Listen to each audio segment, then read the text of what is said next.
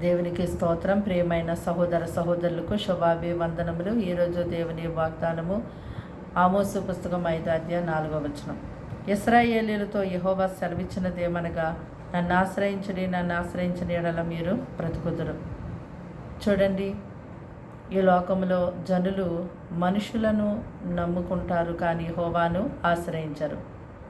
రాజులను నమ్ముకుంటారు, ధనమును నమ్ముకుంటారు, కానీ దేవుణ్ణి ఆశ్రయించరు. ఈ లోకంలో ఉన్నటువంటి వేటిని ఆశ్రయించినప్పటికీ, నమ్ముకున్నప్పటికీ అవి కొద్ది కాలం మట్టుకే. కానీ ఎవరైతే యెహోవాను ఆశ్రయిస్తారో వారు ధన్యులు.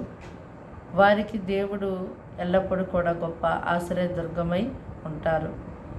మరి యెహోవాను ఆశ్రయించు వారు సంతోషంగా ఉంటారు. యెహోవాను ఆశ్రయించు వారిని యెహోవా కాపాడుతారు.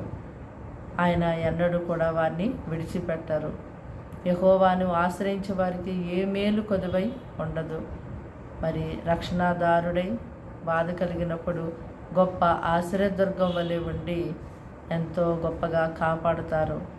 మరి యెహోవాను ఆశ్రయించు వారిని ఆయన బ్రతికిస్తారు. ప్రార్థన. దేవానికి వందనాలు, స్తోత్రాలు, స్తుతులు చెల్లిస్తున్నాం తండ్రి.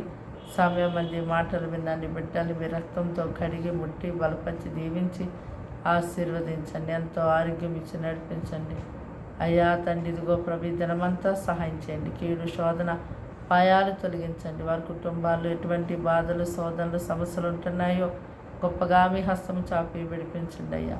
ఈ దినమంతా నీ బిడ్డలకి నాయన గొప్ప అండగా తోడుగా అయ్యా మీరుండి నడిపించి సహాయం చేయమని యేసు ఘనమైన పరిశుద్ధ నామములో ప్రార్థన సమర్పించి వేడుకున్నాం తండ్రి. ఆమేన్.